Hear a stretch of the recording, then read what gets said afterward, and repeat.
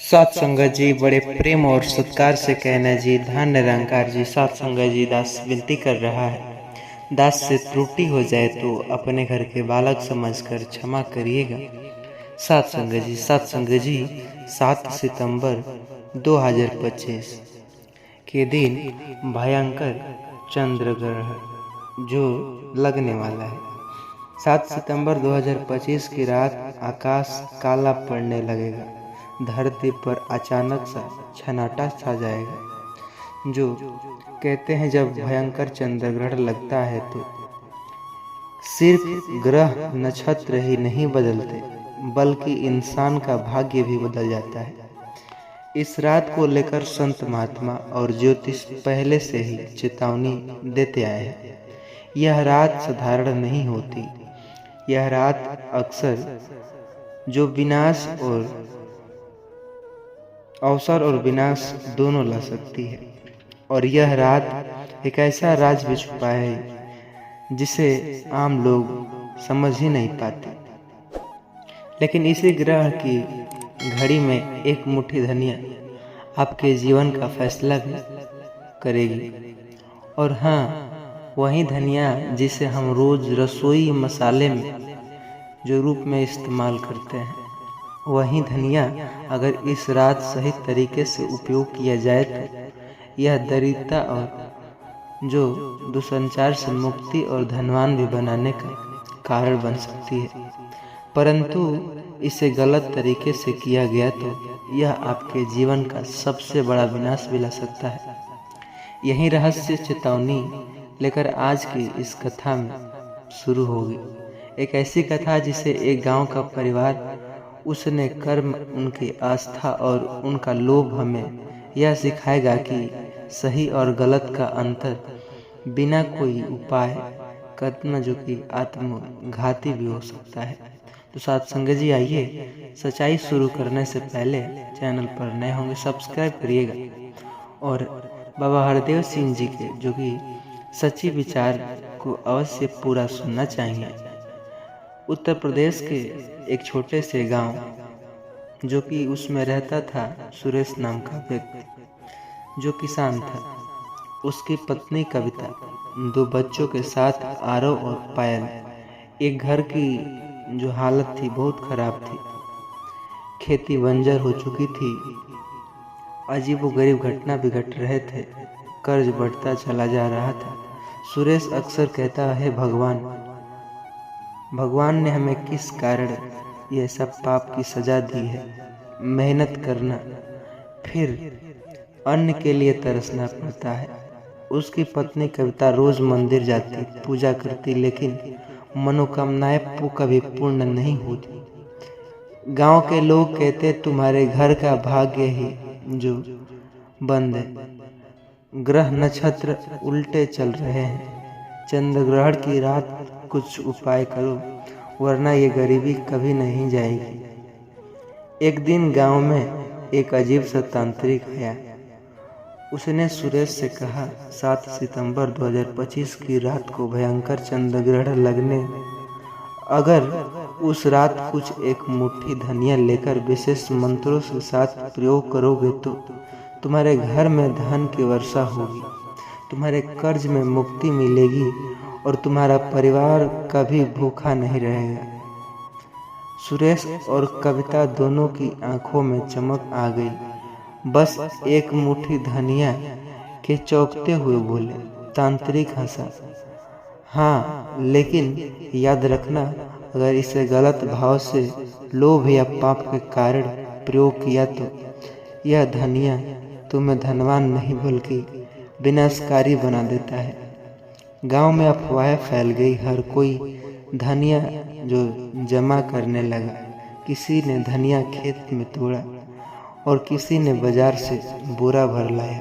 हर कोई सोच रहा था इस रात के बाद मैं अमीर बन जाऊंगा। सुरेश ने भी अपनी पत्नी से कहा, कविता, हमारे पास सिर्फ यही आखिरी मौका है, बच्चों के भविष्य के लिए यह करना ही होगा।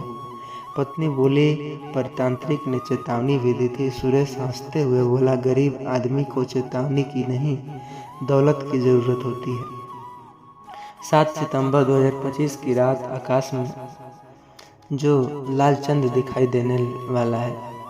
अगर गांव में हर कोई घरों में दरवाज़ा बंद करके धनिया के साथ प्रयोग करने लगा तो कहीं पूजा हो रही, कहीं तंत्र मंत्र। सुरेश ने भी अपनी मुट्ठी में धनिया लिया और मंत्रोच्चारण किया, लेकिन उसका मन साफ नहीं था। वह सोच रहा था, अगर अमीर बन जाऊं तो सबसे पहले नया मकान बनाऊंगा और फिर बहुत सारा सोना खरीदूंगा। फिर साहूकार को दिखाऊंगा कि मैं कितना बड़ा आदमी हूँ। यानी उसकी नीयत धन कमाने से ज़्यादा अहम और घमंड में डूबी हुई थी। चंद्रग्रहण के समय धनिया हाथ में लेते हुए सुरेश के मन में अजीब कंपन हुआ।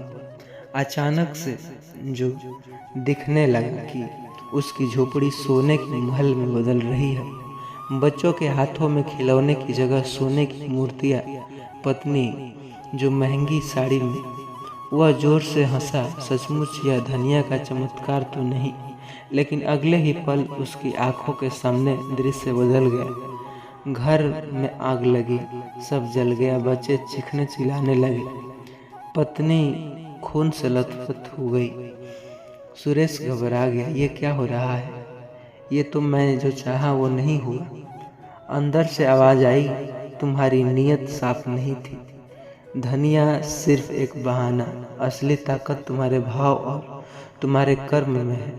तुमने इसे लोभ और घमंड के लिए प्रयोग किया, इसलिए तुम्हें सुख नहीं विनाश दिखाई दिया। गांव में कई लोग इस प्रयोग में लगे थे। कुछ जो सचमुच चमत्कार जैसा अनुभव हुआ। किसी के घर में अन्न के बोरे की कल्पना और किसी के गहने की झलक, लेकिन अगले ही पल वही चीज़ें खून, रोना और आग में बदल जाती है। गांव में लोग चिल्लाने लगे, ये कैसा उपाय है? ये तो सांप से कम नहीं, जो श्राप मुक्त। भाइयों और बहनों, यही वजह है कि जहाँ से निरंकारी विचार शुरू होता है।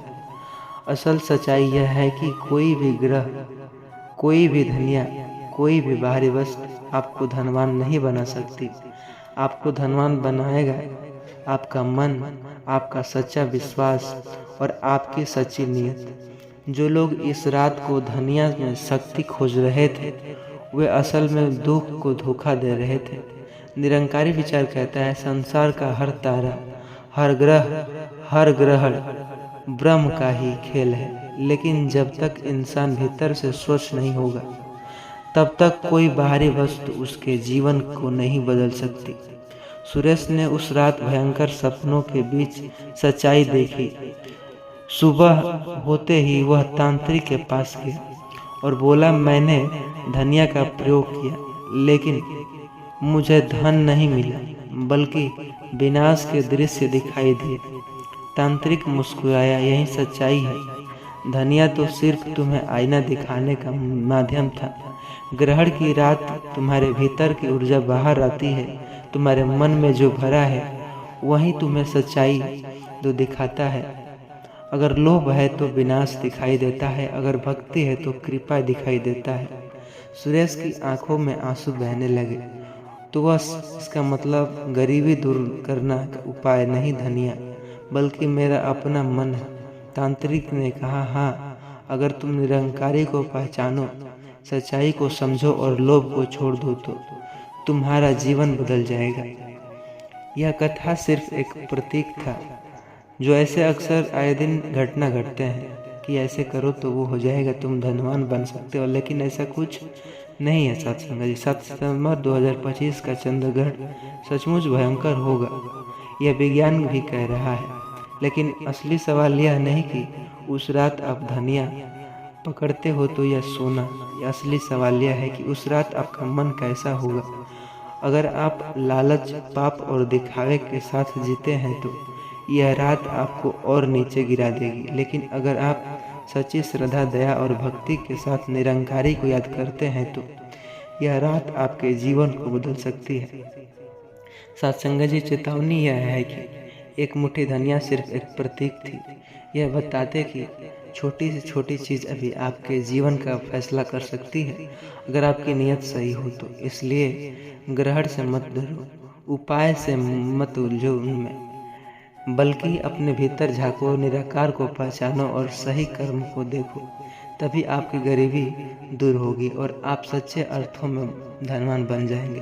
तो सत्संग जी, आशा करते हैं आपको यह अंदर तक झकझोर दी होगी यह कहानी। तो प्लीज़ चैनल पर नए होंगे सब्सक्राइब करिएगा और इस वीडियो को हर एक मित्रों के साथ शेयर कीजिएगा ताकि वो उलझन में न फंस सके। सत्संग जी, दूसरों की मदद करना निरंकारी की सीख है। सत्संग जी, प्रेम और सत्कार से कहना जी धन निरंकार जी। चैनल पर नए होंगे सब्सक्राइब करिएगा और वीडियो को लाइक और प्यारे से कमेंट जरूर करिएगा। सत्संग जी, जीवित पुत्रिका यानी जितिया की कहानी। पुत्रिका का व्रत, माताएं बहनें, संतान की लंबी आयु के लिए इस व्रत के बारे में मान्यता है कि इस व्रत को रखने से संतान के ऊपर से सारे संकट टल जाते हैं। यह महापर्व अश्विन मास के शुक्ल पक्ष की सप्तमी में शुरू होती है, जिसमें अष्टमी तिथि को माताएं व्रत रखती है और नवमी तिथि लगने पर पारण करती है। इस व्रत के दौरान कथाएं सुनी जाती है। वह ईश्वर कई प्रकार के, नाना प्रकार के जो होते हैं, ऐसे में सुनने से जीवित पुत्रिका व्रत की सुखिया और दुखियों की कहानी। इस कथा के अनुसार दो बहनें, एक नाम का जो सुखिया और दूसरे नाम का दुखिया, दोनों के नाम की तरह इन दोनों का भाग्य भी ऐसा ही था। सुखिया अमीर और हमेशा सुखी रहती थी। दुखिया नाम के जो कि मुताबिक गरीब और वह दुखी रहती थी।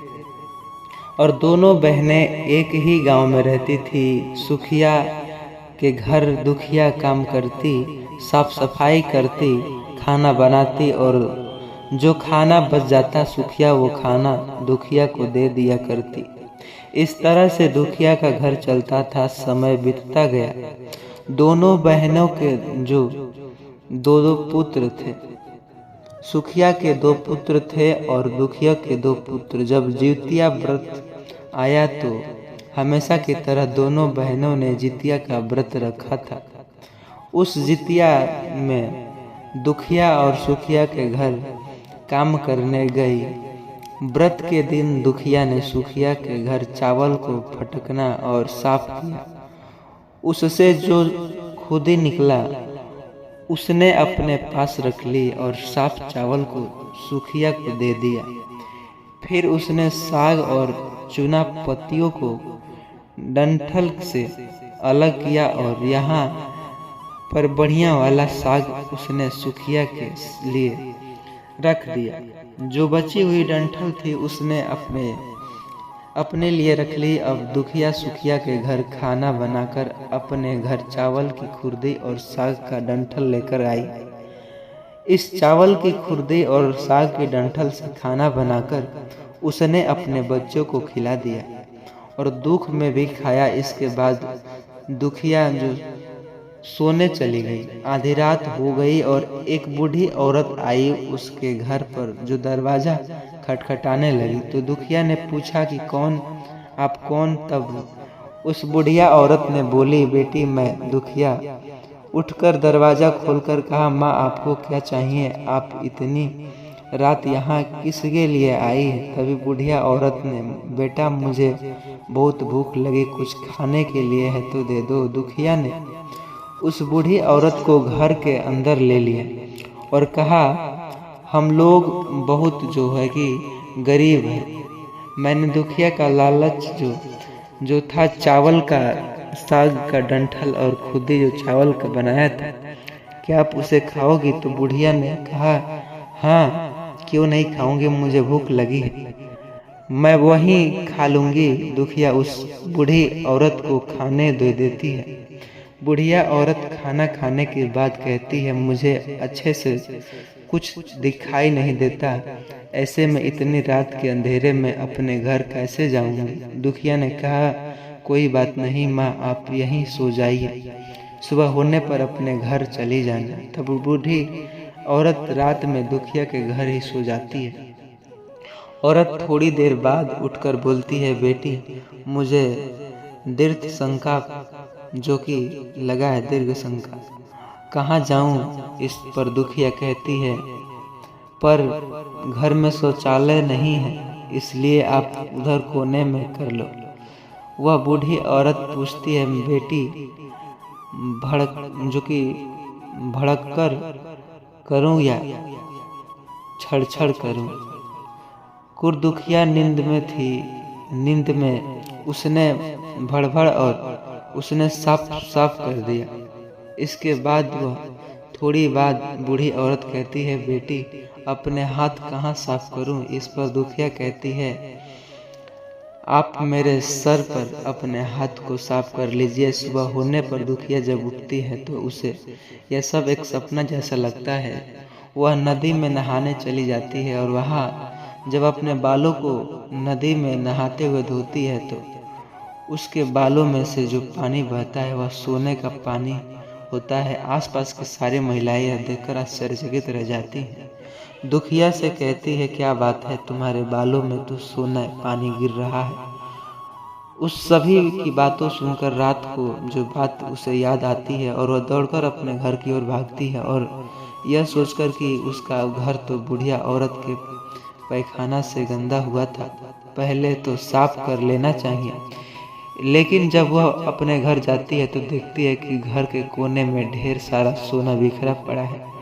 यह सब देखकर दुखिया बहुत खुश हो जाती है और सोचती है कि यह सब जीवती माई का जो कि निर्वाहन है। इतना सारा आशीर्वाद देकर दुखिया भी अमीर हो जाती है।